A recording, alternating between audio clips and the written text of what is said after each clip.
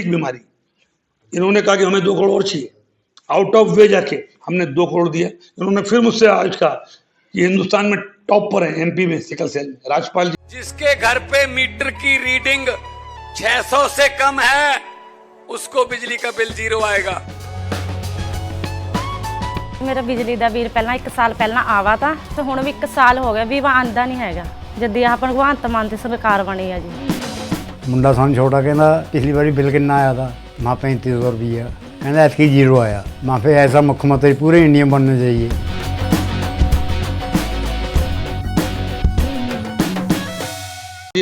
मुख्यमंत्री प्रधानमंत्री चिंता कर रहे हैं, विभाग के मंत्री के नाते हम चिंता कर रहे हैं। आज उन्होंने फिर कहा कि 2 करोड़ और चाहिए। बिल्कुल देंगे, बिल्कुल देंगे। ट्राइबल के लिए कोई समझौता नहीं, कोई पैसे की कमी नहीं। आपको जो चाहिए सबसे बेस्ट करो, अच्छा करो। इलाज का मामला हो, शिक्षा का मामला हो, पढ़ाई का मामला हो। अभी छात्रावासों में पिछले समय में गया था, धार में करंट से एक बच्चे की डेथ हो गई, 24 घंटे के अंदर हम पहुंचे। केवल उससे नहीं होगा, अब हमने एक सेल बना दिया है। संभाग लेवल पर हम एक अधिकारी दे रहे हैं, एक अधिकारियों की टीम बना रहे हैं, एक महिला अधिकारी, एक पुरुष अधिकारी, उसको एक वाहन दे रहे हैं।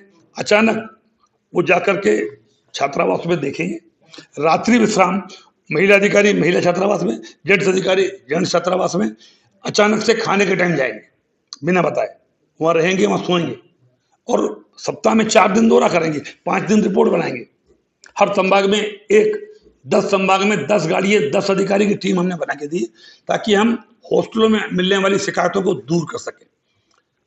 छात्रावासों में समस्या होती है, सीसीटीवी कैमरे नहीं, नाइट विजन सीसीटीवी कैमरे लगा रहे, कोई बाहर का व्यक्ति आया जाए नहीं, उसकी सुरक्षा कर रहे, खाने की क्वालिटी बढ़ा रहे। और कई जो कन्या छात्रावास है बड़े, वहाँ पे हम लोग फेस रीडिंग का भी वो एक सिस्टम लगा रहे हैं कि केवल थंब नहीं, बच्चा कब गया, बच्चा कब आया और बच्चे क्या खा रहे हैं। अब हम जो हमारे 5000 छात्रावास है उसमें से 2500 छात्रावास आदिवासी है। अब खाने के पहले हम उसका भोजन का फोटो भेजेंगे, बच्चे क्या खा रहे हैं, सबको हम टेप दे रहे हैं।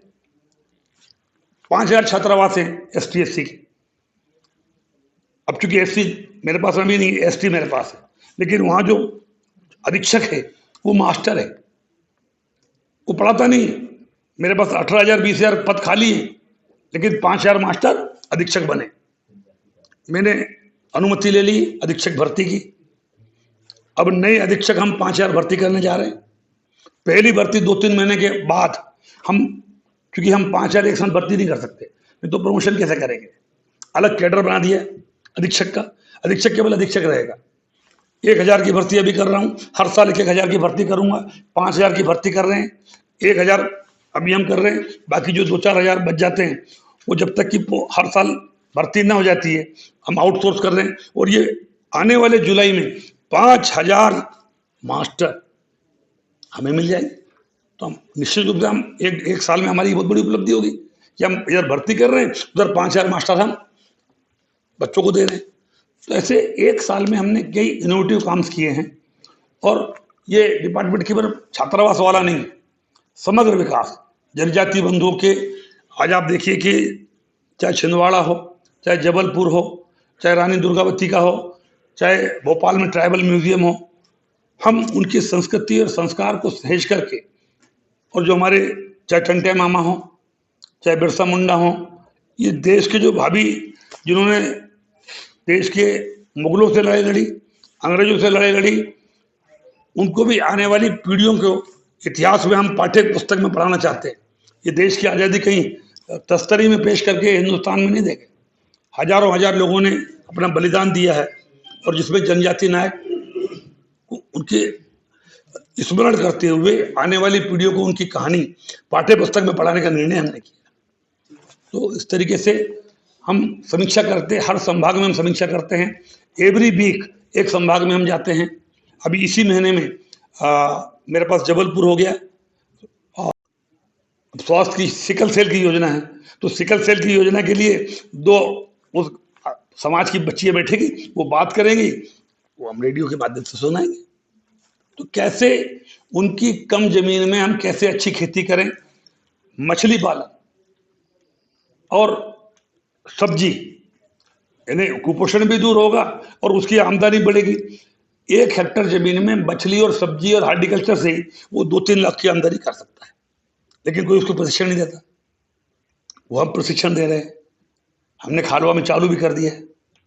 ऐसे गरीब आदिवासी जो 8वीं पास है, फॉकलैंड चलाना सिखाएंगे, जेसीबी चलाना सिखाएंगे, रोड रोलर चलाना सिखाएंगे। आप सब जानते हैं 30 से 40 हजार रुपये तनख्वाह होती है फॉकलैंड और जेसीबी चलाना। चाहिए क्या? 8वीं पास। पर उसके पास आदिवासी को किसी ने वो चलाने की ट्रेनिंग नहीं दी, पैर पे कैसे खड़ा होगा? ये सब इनोवेटिव चीजें, बीज बदलना, जमीन पलटाना। 10 साल में अगर जमीन नहीं पलटी तो कैसे होगा? कृषि वैज्ञानिक कहते हैं कि 3 साल में जमीन पलटाओ। मेरा कहना है कि देश की आजादी के 75 साल हो गए, आदिवासी की जमीन अब तो पलटाओ। ये छोटी छोटी कई तरीके की स्कीम बना करके उनका समग्र विकास के लिए हम चिंतन कर रहे हैं। हम केवल चिंतन नहीं कर रहे हैं, पूरा प्रोजेक्ट बना करके हमने भारत सरकार को भेजा है। सिकल से ऐसी बीमारी जिसका प्रमाण पत्र बनवा लिए, उसके बाद की सुविधाओं का लाभ ले रहे हैं। फर्जी प्रमाण पत्र की जो शिकायतें होती हैं उसके लिए हमने सेल बनाया है। एवरी वीक हमारा पीएस उसकी मीटिंग लेता है और एक कानूनी व्यवस्था है, और विद इन 1 ईयर हम उसका निराकरण करते हैं।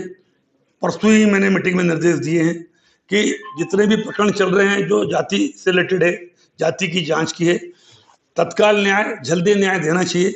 और जो अधिकारी कलेक्टर एसपी किसी आदिवासी की जांच को पेंडिंग रखता है, क्योंकि हमें रिपोर्ट एसडीएम, कलेक्टर, एसपी सबसे कलेक्ट करनी होती है और उसमें भी कोई लापरवाही ना करे, इसलिए हर सप्ताह हमने निर्देश दिए हैं कि हमारे जो पीएस उसके अध्यक्ष हैं वो हर सप्ताह मीटिंग लें और सारे प्रकरण को समाप्त करें।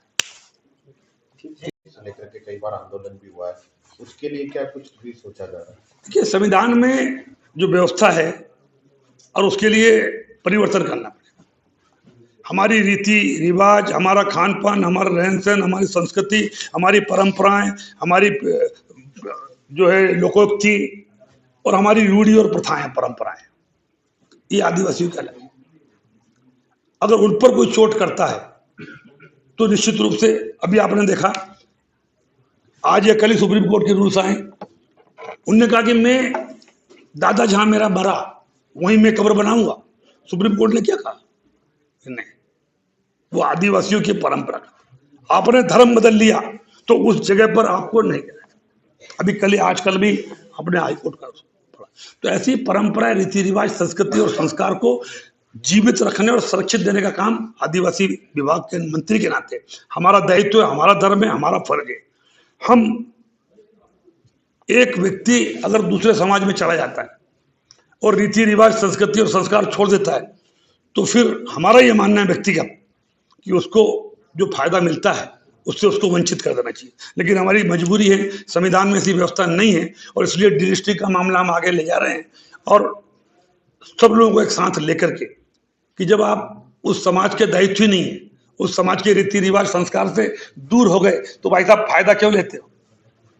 ये तो मुझे लगता है कि डिस्ट्रिक्ट का काम होना चाहिए।